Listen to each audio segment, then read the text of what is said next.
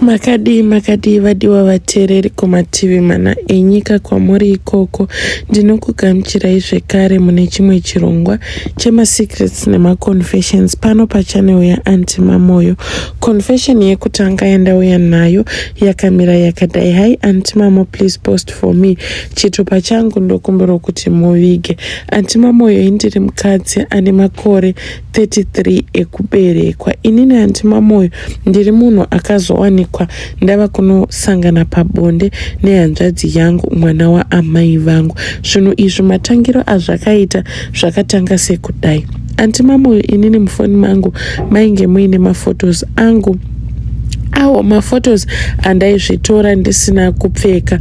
Mushure mekungewo ndaitumidzira namafotos aya nemukomana wangu. Zvakazoti zvadaro mafotos angu ndainge ndisingamadhiliti, ndaingomachengeta hangu mufoni achigara imomo. Saka it happened kuti one day hanzvadzi yangu akandikumbira foni yangu, but inini handina kunge ndichimbozvifunga kuti mufoni muya kara mune mafotos arimo ndisina kupfeka, uyezve pfungwa dzangu hadzina kumbofunga sekuti bradha yangu achazokwanisa kuti ange achivhura galari yangu. Handina kufungidzira sokuti maybe angatadza kurespecta privacy yangu up to that extent. Ndakabva ndamupa foni yangu ndobva aita zvaainge achida kuita. Saka inini handina kuziva kuti mafotos awa amaona ndokubva amatumidzira kufoni yake. Takazoti tadaro Aunty Mamoyo tagara ndokuona kuti hatsvanzi yangu anga akungobhihevha zvingori weird,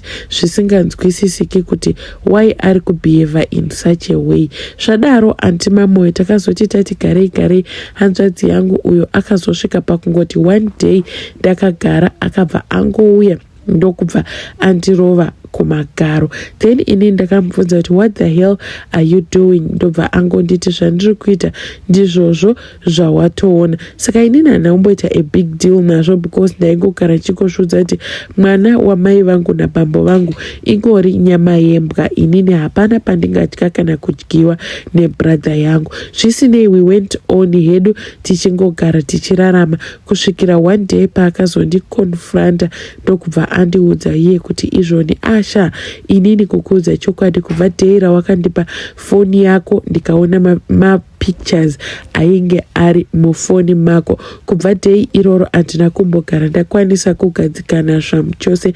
Ndakungonzwa kuti I need to express my feelings pauri. Saka dhei iroro ndakabva ndamutuka, handina kumbogara ndamuentertaina zvamu chose. Kwakazoti the following time paakazotaura futi nezvenyaya iyi zvekare, kwainge kutori rimwe zuva ndakatogara mausiku, in fact ndainge ndakatorara mausiku zvangu ndichitochata ndiri online. Iye akabva azviona kuti I was online ndokubva andibvunza kuti by this time uri kuitei, haubvi online iwewe? Ndipo pandakabva ndati I'm chatting with my friends. Ndobva ati okay, it's fine, no problem. Akabva angotanga kungondisendera tuma emojis tuya tunosendwa tunova tuma emojis tunorepresenta sikarudzi yemunhukadzi nesikarudzi yemunhurume. Zvadero inini I didn't mind. Then akabva aita zvekutozosenda riri stika chairo kuti ndinyatsokuona zvaaireva. Stika racho rainge riri stika revanhu vainge vachiita bonde. Aunty Mamoyo I ignored. Then ndokubva azosenda iri sikarudzi yake yomene, ndokubva ndaiona. Pandakaona sikarudzi yakewo ininiwo I couldn't resist. I don't know kuti what came over me. Then akabva atanga kungondiudza tuma sweet nothing twekuti kana neni handina kana kutombogarawo ndafunga zvakawanda, but manje nyadzi zvadzainge dzichindiita ndaiita kusvoda zvimwe zvisingaiti.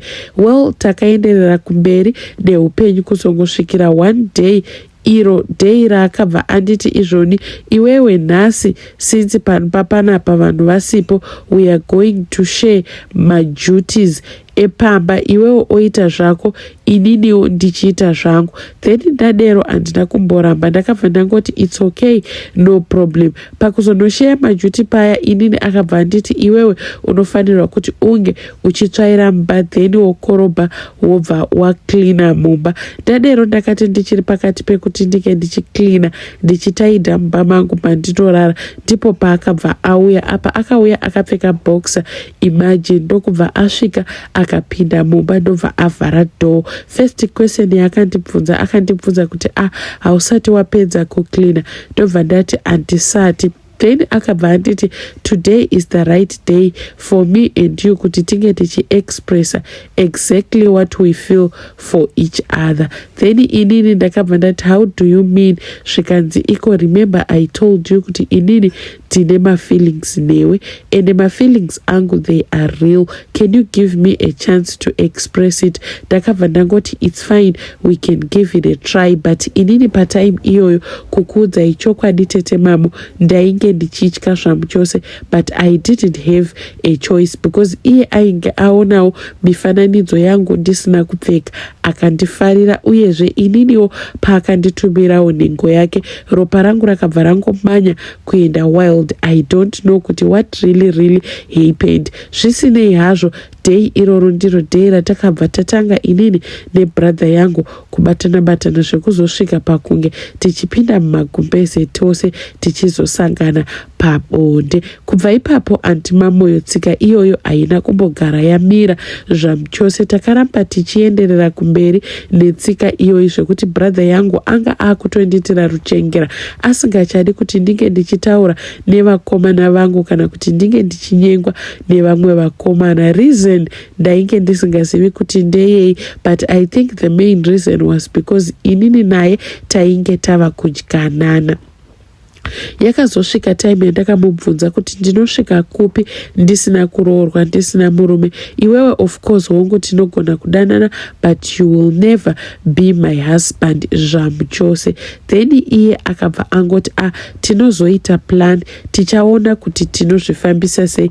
Then ini ndakabva ndati it's okay, no problem. But time yandakazowana mufesi ainge ari serious, ndakabva ndamuudza kuti inini ndawana munhu wangu ende ndiri kutotarisira kuroorwa, but murume iyeye kukuudza ichokwadi haana kundiwana nyore. Antimamoyo aiti kana akauya pamba achinditsvaga aitoudzwa kunzi handipo zvamu chose.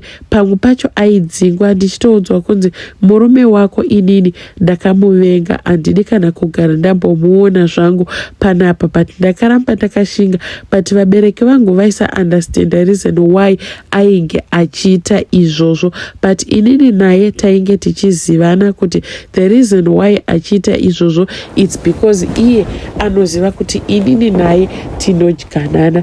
Zvisinei ndakaroorwa ndokubva hangu ndaenda ndikanogara mumba. Hanzvadzi yangu aiuya kumba kwangu almost every time. Mwedzi wainge usingaperi asina kusvika, ende aiti kana akauya aiuya obva atogara kana 2 weeks obva azodzokera. Then murume wangu akasvika pakubvunza kuti wai iwewe tsano vachiita maitiro akadai ekuti hanzvadzi ichangoroorwa munhu anoda kugara ari parutivi rwayo, chirudzii ichocho? Then ndakabva ndangomudza kuti inhau yekuti takangokura tese, uyezve tiri vanhu vanowirirana, uyezve tiri vatevedzani, saka iye haagoni kusiyana neni zvamu chose. Murume wangu akabva azviundastenda. Hanzvadzi yangu yaingoti murume wangu achibuda achienda kubasa, then iye anenge atova mubedroom mangu, takutotanga kusangana pabonde. Ende uyezve chimwe changa chakundishungurudza ndechekuti aindiudza iye kuti izvoni aindiverengera madays ekuti madays aanenge ashanya kumba kwangu aindimanikidza kuti inini handifaniri kuti ndinge ndichisangana pabonde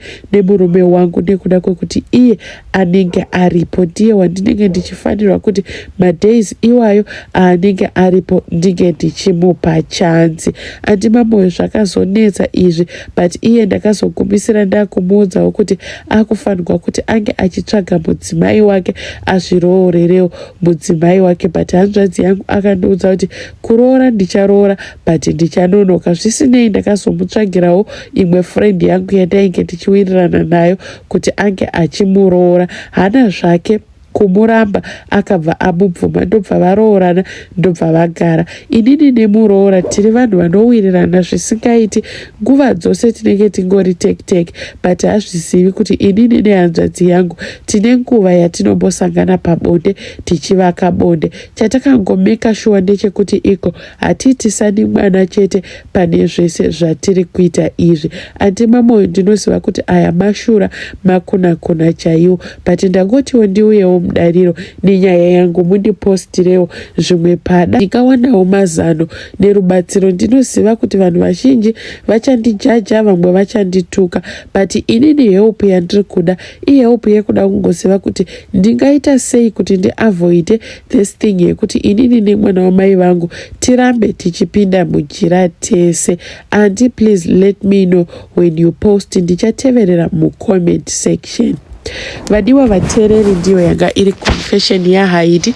Zvisinei, you can tell us what you think in the comment section. Please don't forget to comment, like and subscribe. Ngatisanganei zvekare mune zvimwe zvirongwa zvinotevera. Mondiregererawo vadiwa vateereri, chando chakadai kuuya ichi chakandisira flu, saka pamwe pacho voice rangu haribudi zvakanaka nekuti mhino dzangu dziri kuita dzichivharika. Ngatisanganei zvekare mune zvimwe zvirongwa zvinotevera.